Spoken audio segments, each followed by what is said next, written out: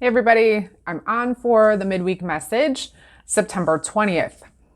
Okay, so this week we are moving into Libra season, which is a air sign that seeks balance, deals with partnerships, is in a sense kind of like a counselor, the go-between, social, bubbly, always looking to put their best face forward and always wanting to kind of balance the energies that it interacts with.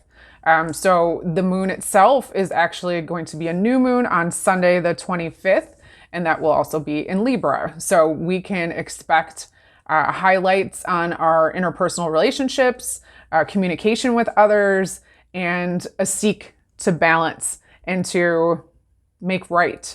But with Mercury Retrograde still occurring and things up in the air as far as we have like 6 planets in retrograde, there's kind of like this backspin energy. So a lot of push and pull back and forth. But use this time, use this energy of the new moon to put forward the seeds that you would like to plant, the things that you would like to see come to fruition. And you can really utilize this energy to put forward the things that you're looking for in interpersonal relationships, partnerships, and those can be personal, business related, work related, and otherwise. But you're going to kind of want to get a little bit more social. So lean into that for a momento. All right. So I'm going to jump into the cards here. Okay.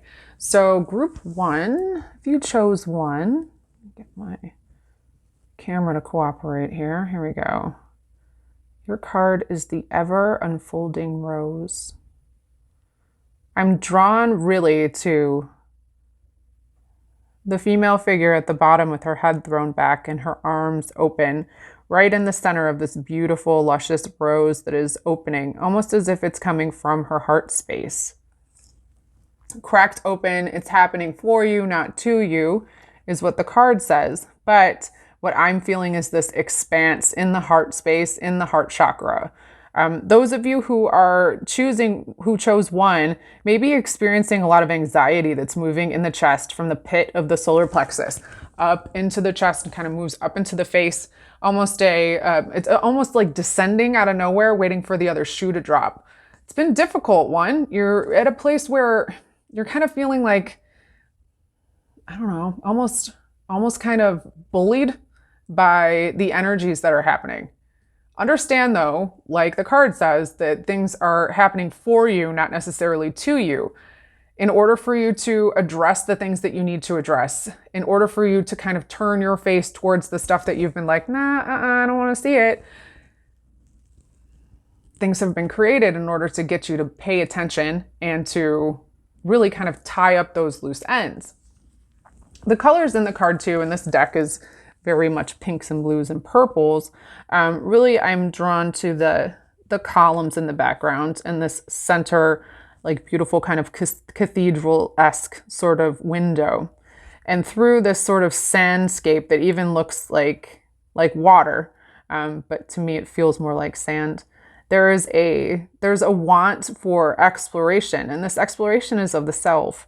So you may be having feelings around who you've become and who you're presenting yourself to be. And maybe you've been thinking about, I'm even getting that people in 1 have been kind of thinking about their life path and the things that is their purpose. Because when we're in the squeeze and when you're being cracked open, literally, that you feel as if you can't give anymore, you feel flattened, you feel tested and tired and frustrated. This is when the growth is really happening. This is when you're at a soft space, when all you really can do is surrender and allow. Lean into that. Try not to control the situation as much as you can. Emotions are going to come up. They're going to flow through. The anxiety comes up. The anxiety is something that is designed to get your attention, but it's also your nervous system that is trying to figure out what it is that you want. So sit with yourself, ground a little bit, eat some carbs, some root vegetables, some foods that kind of get you to a place where you feel like you want to take a nap afterwards, and see how you feel. Connect a bit with the body and make sure that you're doing some movement too, but be kind to yourself. This has been a rough one. This has been a rough one, but things will look up. understand that what's happening is actually a blessing in disguise. That's not to say what you're experiencing isn't something that, if it's painful or if it seems traumatic, or is traumatic rather, that it isn't. It's just, this is the best way to get your attention, to get you back on the track that you want to be on. So if you're feeling like you want to change things, think about that. What does that feel like? What does that look like?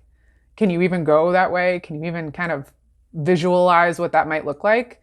It's safe to kind of explore that, but also know that there's not a whole lot that you can do about this time aside from just rolling with the punches and allowing yourself to just kind of flow with it. So be kind to yourself, be nice to yourself, treat yourself with compassion. Okay, got a little itchiness here. Okay, so I'm gonna move on to 2. 2, your card is Soul Family. How beautiful. Look at the whales and the dolphins and the 2 female figures that are holding hands with one another. I see this as a connection of karmic ties and soul contracts. And this is when you call in your tribe, you don't have to do it alone. You may be feeling like you've kind of been on the outskirts of things, like haven't really been able to participate like you want to, or maybe not even feeling included. I'm feeling that there's been a pushed out sort of feeling here with 2, feeling like you don't necessarily belong, maybe feeling like maybe people who were in friendship or partnership in a sense, or in like a working field with you have kind of moved out. There's a lack of closeness that you've been seeking, and it feels a bit lonely. So what the guidance is here is for you to actually call on the soul family that travels with you. We are part of soul groups.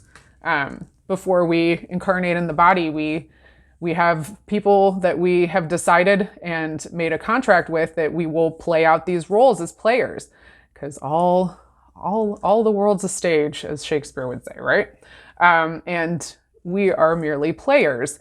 And if you consider even someone who is a very difficult person in your life, this is just kind of coming up to give you an example of what I mean by playing a role, and wondering like, wow, that person really bothers me, or like, why are they always so this, or something triggers you.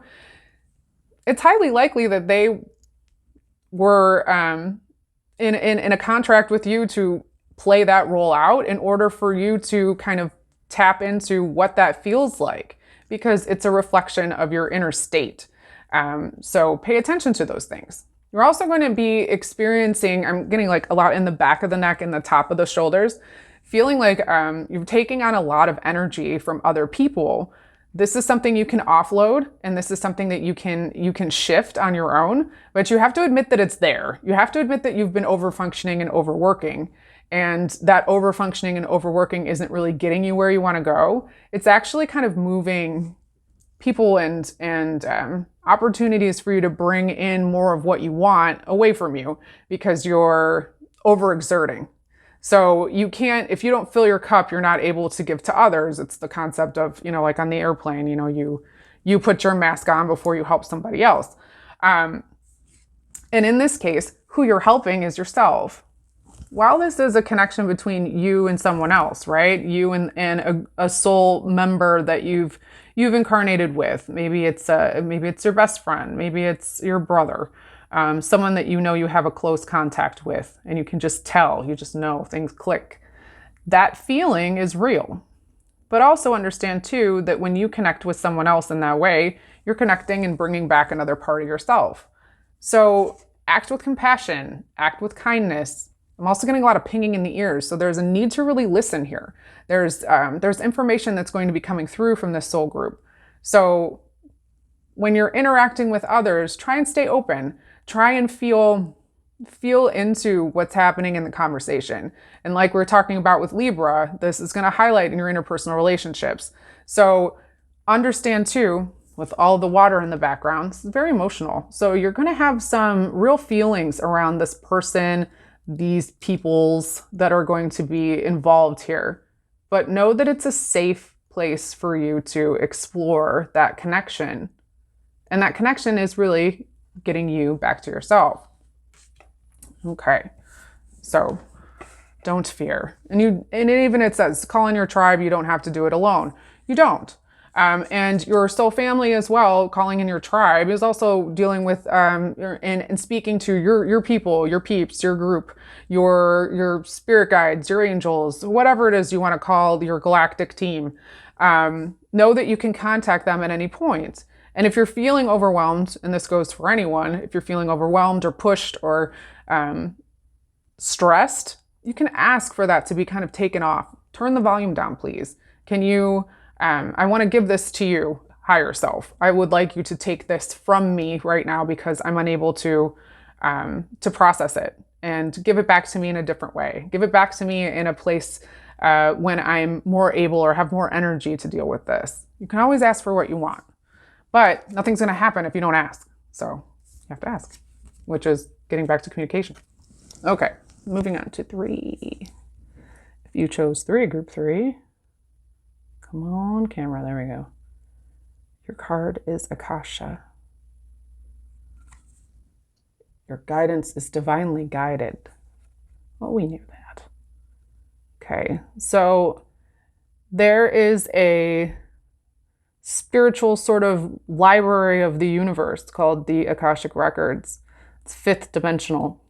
And this accesses all of the things that you will experience in your incarnations throughout your past, present, and future. Although past, present, and future doesn't necessarily exist. It all happens at once. Everything is now. Everything is happening right at this moment.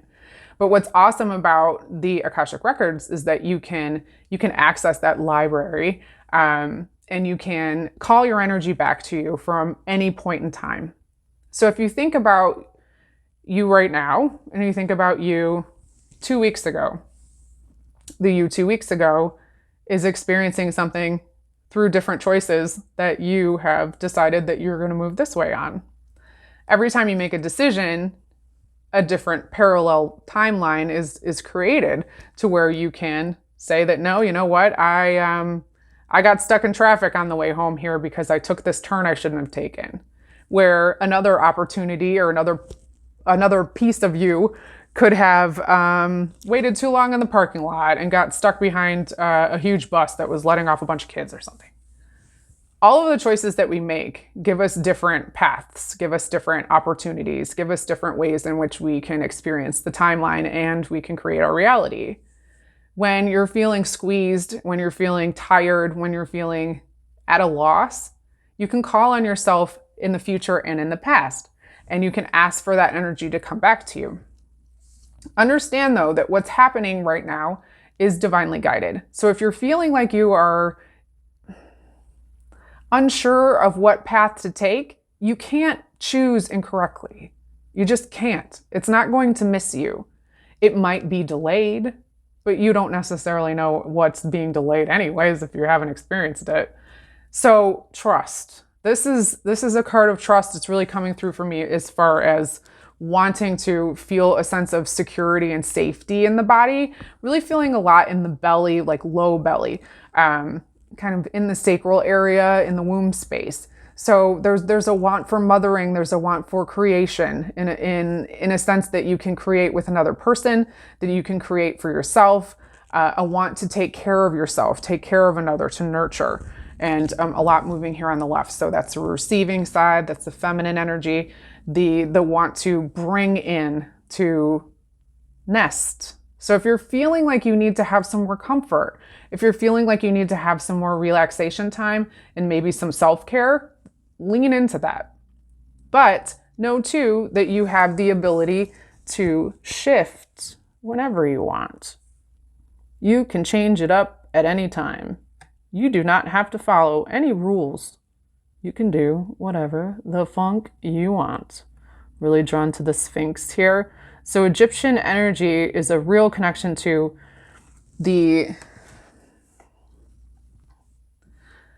historical nature of the spirit through, I'm even just seeing like hieroglyphics, I'm getting a real feel from like a kind of like a galactic sort of orby vibe that's kind of happening here on the right side of my face. And this connection it's age old. So if you're feeling drawn even to studying something that's more historical, if you're wanting to, get into maybe learning a bit more about your ancestors. The word ancestor is coming up pretty big. Getting a lot of pressure here on the right side of the face. And that makes me feel like there's an expansion here that's going to happen within the third eye to the crown. So a connection to your intuition and a connection to the information that you've received in the past, that's going to be coming online now. So ask for that to sync up to you. Ask for those things to be created for you. Ask your future self when you're in a time of need to send you back energy to yourself right now, because you've gotten through that point. When anything is hard or anything is great, you can send that energy forward and backwards to yourself through all space, time, and dimension. You can heal the things that have happened previously to you by sending energy back to yourself and saying, let's come together here into this now moment and create and expand and integrate all of the lessons that we've learned and be our most powerful self in this now moment right now, which is really awesome. So this goes for everybody. Don't sleep on yourself. Don't underestimate the power that you have, the badass that you are, the cool individual that you are. No one else is you. No one else will ever be you. You will never be you again, even though you are eternal and you've been a bamillion gajillion people and will continue to be a million gajillion people, entities, whatever you want to be in the entire universe of creation. If you can think about it, it exists. Just know that. If you think about it, it exists. Any thought you have, you've automatically brought it into existence. If you focus and you really kind of tap in, what can you bring into your world? Anything you freaking want. And that's bomb. Okay. Well, I will see everybody next week. Hope you enjoyed it. Would love to hear what you think. If you're interested in reading with me, check my link and I'll check you later. All right. Peace.